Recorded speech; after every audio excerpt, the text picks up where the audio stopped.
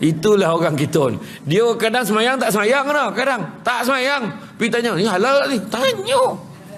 Kadang tu sebab kita ni menyeluruh kena jaga. Tu sebabnya Nabi sebut, dunia ini penjara bagi orang mukmin, syurga bagi orang kafir. Apa maksud syurga bagi orang mukmin? Apa maksud penjara bagi orang mukmin? Maksud penjara? Penjara macam ni lah, ruangnya mungkin pendek macam ni kecil. Saya pernah pergi tau penjara Seremban. Memang kalau nak insaf pergi penjara Seremban. Bukan apa, dia masih ada lagi bangunan penjara yang blok lama tu, yang mana bilik dia lebih kurang daripada sini sampai ni ni je panjang dia. Kemudian lebar dia saya ingat macam ni lah, daripada hujung meja ni sampai sini tu lebar dia. Maknanya mengikut lah siapa yang tinggi tu. Ada 5 orang kat situ. Yang paling best, jamban pun tak ada. Apa yang dia letak situ? Dia letak baldi satu, letak botol air ni satu. Cuba fikir, kita ke rumah kadang-kadang buka pintu bilik air pun tak, ini tak ada pintu tu. Saya fikir, Allah janganlah baik perangai masuk dalam ni. Jangan. Dan pegawai penjara tu punya tabah seberapa jam sekali pergi ambil tukarkan bokeh tu, baldi tu. Janganlah. Tu cakap tu, penjara apa maksud penjara? Ruangnya sempit. Nak ke sini tak boleh, ke sini tak boleh. Kau depan pun berapa langkah aja, belakang berapa langkah aja. Kemudian makan boleh order, nak pizza lah, kalau boleh nak ayam tu bagian kopak je, boleh tak? Tak boleh. Penjara tak dapat dah, apa orang bagi kita makan lah. Macam tu juga maksud penjara bagi orang mukmin adalah, kita bukan semua tempat kita boleh pergi, bukan semua benda kita boleh makan, semua ada peraturan dia. Bukan semua benda kita boleh buat. Ada perbuatan-perbuatan yang kita dilarang untuk buat. Jadi itu sebab dalam kes ni tadi kan, macam kisah ni tadi, macam mana perempuan itu diajak untuk bersama. Benda ni realiti hari ni. Benda ni berlaku di mana-mana. Dah tak cukup dengan ajakan secara personal. Hari ni dah mula pula ada orang berani-berani mencadangkan, membenarkan iklan pula dalam media sosial untuk mengajak benda-benda maksiat ni. Saya fikir, siapa nak ni boleh telefon, silakan gambar perempuan di cinta. Keluar kan, dia preview dalam Facebook itu, orang tunjuk kan, tahu betul. Hari ni cara terbuka dah, bukan jual mi goreng dah, bukan online jual sama gesek ni dah kan, yang dijual perkhidmatan ni, perkhidmatan perempuan-perempuan ni. Bayangkan, lelaki pun ada, yang tak berapa lelaki pun ada. Parah betul kan, tak tahu lelaki ke perempuan kau tak tahulah, pening kepala kan. Kemudian dalam satu hikayat, di dalam golongan Bani Israel ada seorang lelaki abid yang menanggung keluarganya yang ramai. Dia ditimpa kecelakaan yang menyulitkan dia mencari pendapatan sehingga dia tidak mampu berbuat apa-apa. Bayangkan, dia ni abid menanggung ahli keluarga yang ramai, dan anak ramai, keluarga besar macam tu. Jadi dia menanggung keluarga dia sampai masa dia ditimpa kecelakaan, dia tak mampu berbuat apa-apa dah kan. Jadi dia memerintahkan isterinya agar mencari sesuatu untuk menanggung keluarganya. Kemudian perempuan itu datang ke rumah seorang kaya dan meminta sedikit makanan untuk keluarganya. Dia pun pergilah ke rumah orang kaya tu. Kau pergilah cari bantuan, kau pergilah rumah orang kaya tu, mintalah apa-apa yang ada. Sampai di rumah orang kaya tu, dia pun cakap hasad hatinya. Orang kaya tu jawab apa? Baiklah, tapi serahkan dirimu untukku barang sebentar. Kau mari diri kau ke aku. Maksudnya dia nak bersama dengan orang abid ni, isteri abid ni. Dia nak bersama dengan perempuan tu. Perempuan tu terkejut lah ya?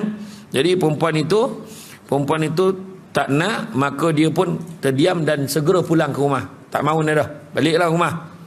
Aduh pula macam tu pula dah kan. Dia pun balik rumah. Sampai di rumah, inilah dia hati seorang ibu. Bila dia pulang kan, dia tak tahan bila tengok anak dia merengek-rengek. Anak yang cakap, ibu kami akan mati kelaparan, berilah kami makan, lapar. Anak kita dia bukan kira kita susah ke tak susah. Yang kecil-kecil tu kalau lapar lah kan, cucu lapar kan, tak ada tunggu dah. Jadi seorang ibu, seorang wan kan, nenek kan, memang tak tahan. Cucu lapar, anak lapar kan. Orang perempuan, orang lelaki kejap lah, orang lelaki macam tu kan. Jadi orang mak ni tak yo pula, dah lapar matilah lapar. Jadi dia tak yo pula. Dia pergilah balik ke rumah orang kaya tadi dan menceritakan keinginan hatinya. Dia ceritalah tentang keluarganya yang susah. Lalu orang kaya itu bertanya sekali lagi, apakah engkau bersetuju dengan permintaanku? Jangan borek perempuan tu, ngangguk lah, ngangguk. Tapi jawab iyo dah, tapi angguk lah. Bila angguk, dia bawa lah ke dalam bilik yang sunyi. Sampai ke dalam bilik tu tak sampai pegang lagi perempuan ni mengelota-ngelota, tubuh perempuan ni macam nak terlepeh, macam nak tertanggal tangan kaki emo. Apa hal kau ni? Kan? Tiba tu rok macam itulah kan. Kan? Apa hal pula ni? Kan? Maka dia kata, "Mengapa engkau macam ni?" Orang kaya tu tanya. Maka perempuan itu menjawab, "Sebenarnya aku takut kepada Allah." Dia kata. Bila sabut macam tu, kemudian orang kaya itu berkata, "Engkau telah takut kepada Allah bersama dengan kefakiranmu, maka semestinya lah aku lebih takut daripada engkau." Makna dia kata, kau dengan tahap miskin, maksud dia, kau ni miskin, susah, kau memang nak duit. Kan? Kan kau pun boleh takut pada Allah. Aku ni yang kaya, yang senang, patut lagi takut pada Allah, patutnya. Macam itulah. Dia dah terrosak, patut lantak lah, dia dah terrosak kan. Apa lagi nak takut? Ambil aja lah, dah susah.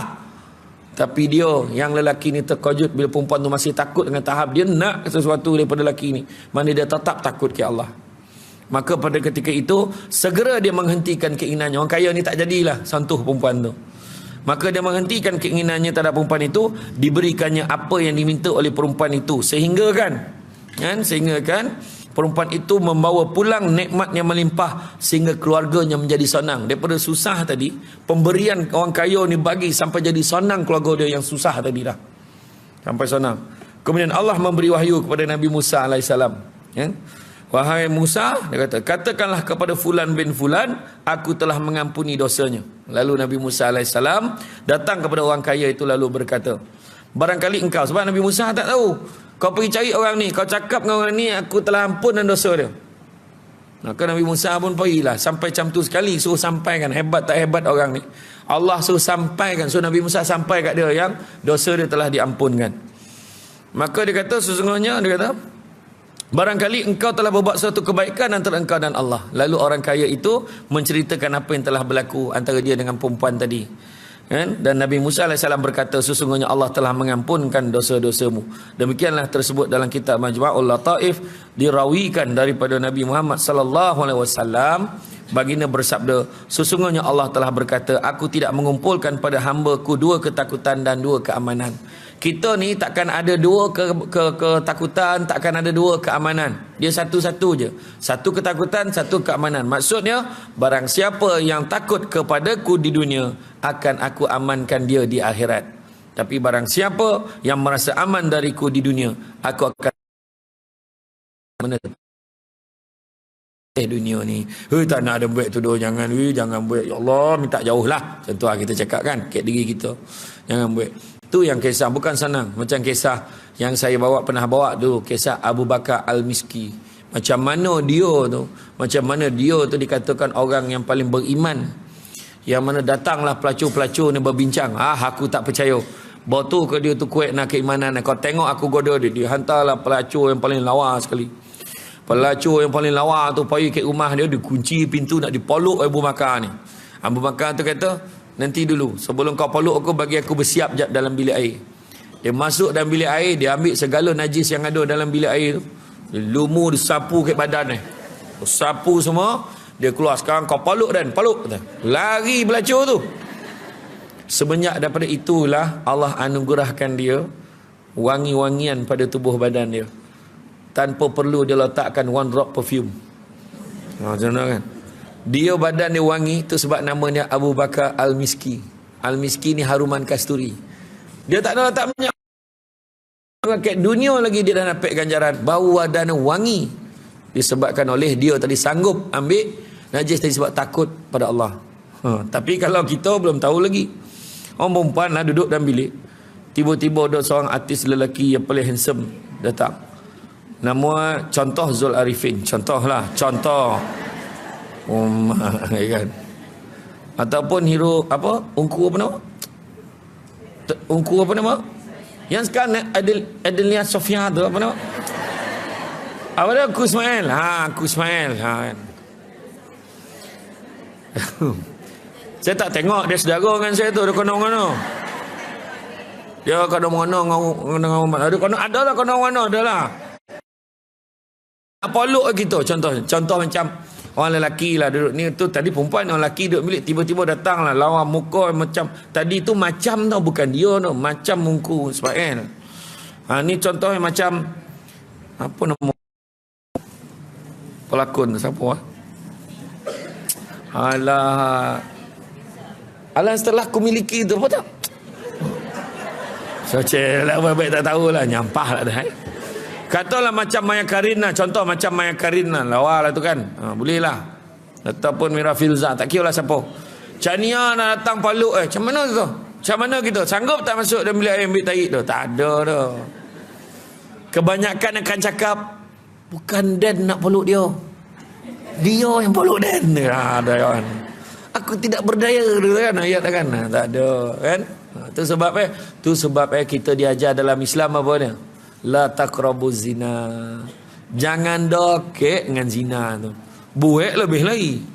Kan, jangan dokek. Itu sebabnya macam kita ni tak ada topik-topik yang boleh mendatangkan fitnah kat kita, jauhkan. Contohnya kita pergi nak parking motor kan, nak parking motor, rumah penuh. Yang kosong betul-betul kena nombor ekor. Depan tu. Kita pula nak parking kan tidak sini ni. Kau orang boleh cakap, kita tak boleh nombor pun. Kita parking tu buka helmet, kita tak pandang, takut orang nampak. Rupanya ada orang dalam kereta tengah merating kita. Tengok tu dia pandang kiri kanan, rasa nak tengok ada orang ke tidak ni. Wah, dia takut orang nampak dia parking situ. Nampak lah. Jadi fitnah tak? Jadi macam kalau kita pergi kedai-kedai Cina, dulu orang tua ramai minum kedai Cina. Kan dulu kedai Cina tu kan sadap minum kopi tu. Kadang dia minum kopi tu, kadang dia gelas itu, ada lah gelas tu dekat, ada lah logo arak tau. Tapi gelas tu tak pernah isi arak pun, tapi ada logo. Kemudian dicurah air dalam tu TO pula. Nampak warna TO ke Nescafe O ke, nampak macam iras-iras macam air tu. Orang nampak, ya Allah, tak sangka dia minum arak. Cakap fitnah, dia kata. Sebenarnya kita menyumbang pada fitnah tu. Kalau kita nampak orang hidang cawan macam tu, manalah tahu dapat free. Kan, kat rumah kan. Kita minum macam tu, ambil gambar lah. Sekarang ni semua IG apa semua share. Kan? Jangan salahkan orang cakap sebab kita yang mengundang fitnah tu. Jadi kalau kat kedai dengan cawannya, bang tolong tukar. Cawan ni tak pernah pakai arak. Tak kira lah kau tukar cawan lain. So dia tukar. Kan jadi fitnah kat orang. Nampak tak? Kan? Macam tu. Macam tu lah berdua. Kalau tak ada apa-apa kan, orang jadi fitnah kan. Naik motor. Baik kau tengok makwa tu naik dengan dia. La ilaha illallah. Anak dia apa kan. Kadang ada kan. Sekarang ni omak-omak semua dah lah lawa kan. Muda-muda semua kan. Kadang-kadang tak perasan dengan anak macam boyfriend. Dia laki baru kau tu. Bukan laki dia, anak dia kan. Tu kadang tu tak payahlah cakap.